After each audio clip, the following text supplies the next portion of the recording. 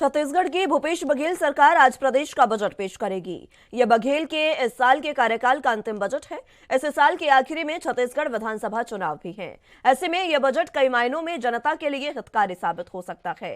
इस बजट को लेकर प्रदेश की जनता को संबोधित करते हुए सीएम ने इसे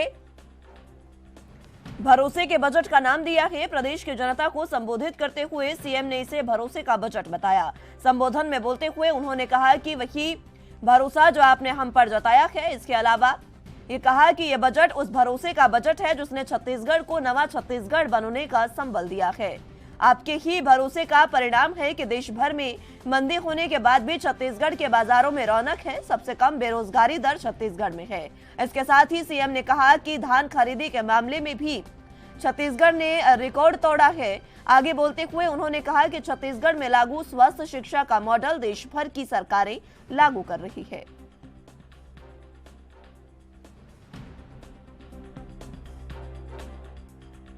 वर्ष 2023 का बजट पेश होने जा रहा है। साथियों, यह बजट छत्तीसगढ़ के भरोसे का बजट है।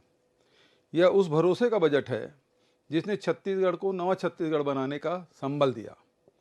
यह वही भरोसा है जो आपने हमारे घोषणा पत्र पर, हमारी कार्यशैली पर और हमारी सरकार की जन कल्याणकारी सोच पर जताया है। हमने सरकार बनते ही बापू के ग्राम स्वराज्य के संकल्प और न्याय की नीति को आकार देना शुरू कर दिया था।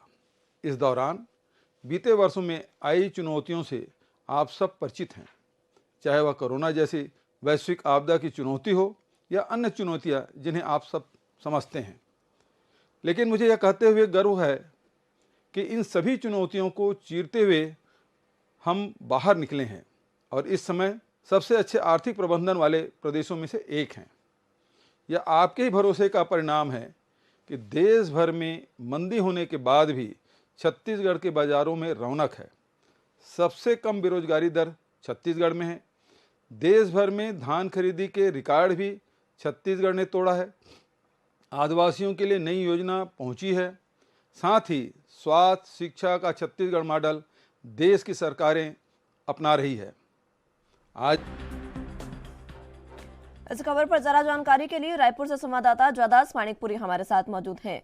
ज्वादास, जिस तरीके से सीएम भूपेश बघेल ने आज बजट पेश हो रहा है और उसे पूर्व संध्या पर बयान दिया और इसे भरोसे का बजट बताया। जी बिल्कुल, जिस तरीके से मुख्यमंत्री भूपेश बघेल मौजूदा सरकार का आखिरी बजट आज यानी सोमवार 11 बजे पेश करेंगे, ये अब तक का सबसे बड़ा बजट माना जा रहा है। छत्तीसगढ़ सरकार इसे भरोसे का बजट नाम से पेश कर रही है। वहीं चुनावी साल कोई नया कर लागू नहीं होने और अनियमित कर्मचारियों को नियमित करने की उम्मीद जताई गई है। वहीं मुख्यमंत्री भूपेश बघेल ने कहा कि आने वाला बजट सपनों को नई हकीकत देने वाला होगा। ये आसमान की नहीं बल्कि जमीन की बात करेगा और बहुत अधिक लोक लुभावन स्कीमें न होकर धरातल पर असर करने वाली बातें अधिक होगी। वही कर्मचारी, किसान, महिलाएं और प्रदेश के शिक्षित युवाओं के हिस्से का क्या कुछ आता है, यह मुख्यमंत्री का पिटारा खुलने के बाद ही साफ हो पाएगा। वही बता दूं कि इस चुनावी साल के बजट में उम्मीदें जो लगाई जाती है उस पर कहा जा सकता है कि गरीबों के लिए आवास से जुड़ी कोई सौगात मिल सकती है। वही किसानों की लागत कम हो सके ऐसी छूट की कोई प्रावधान ला सकते हैं। साथ ही कोई नया कर न हो और प्रदेश स्तर के टैक्सेशन के में राहत जो है वो मिलने की उम्मीद है। वही स्वास्थ्य सुविधाओं में विस्तार, जैसे नए हॉस्पिटल, हेल्थ स्कीम के लिए राशि इत्यादि जो है तो इस पर की जाएगी। साथ ही शिक्षा के क्षेत्र में अगर देखा जाए तो नए स्कूल कॉलेजों की सुविधा जो बढ़ाई जा सकती है। वही कर्मचारियों को नियमित किए जाने पर जो है फैसला सरकार ले सकती है, इस बजट में घोषणा कर सकती है। वही इंफ्रास्ट्रक्चर डेवलपमेंट पर भी जोर दिया जा सकता है। और अब देखा जाए कि बजट में अगर खास रहने वाली चीज रहेगी तो वो रहेगी साल 2022 का बजट जो है वो 1,04,603 करोड़ रुपए का था, लेकिन इस बार बढ़ने की संभावना है। वही सबसे बड़ी सरकारी ऐलान पुरानी पेंशन योजना बहाल करना था। मूल निवासी अगर छात्रों को व्यापम और पीएससी की परीक्षा में परीक्षा शुल्क से छूट दी गई थी। और वही अगर देखा जाए तो विधायकों की निधि जो है 2 से बढ़ाकर 4 करोड़ की गई थी।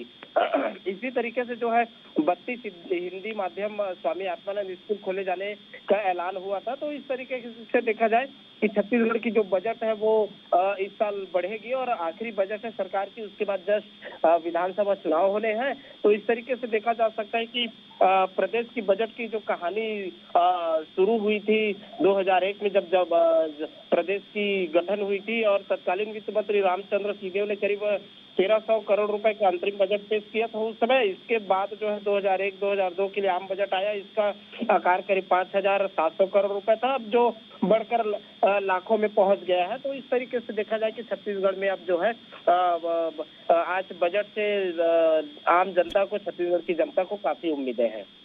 ठीक है जादास, बहुत शुक्रिया आपका हमारे साथ जुड़ने के लिए और तमाम अहम जानकारी हम तक पहुंचाने के लिए।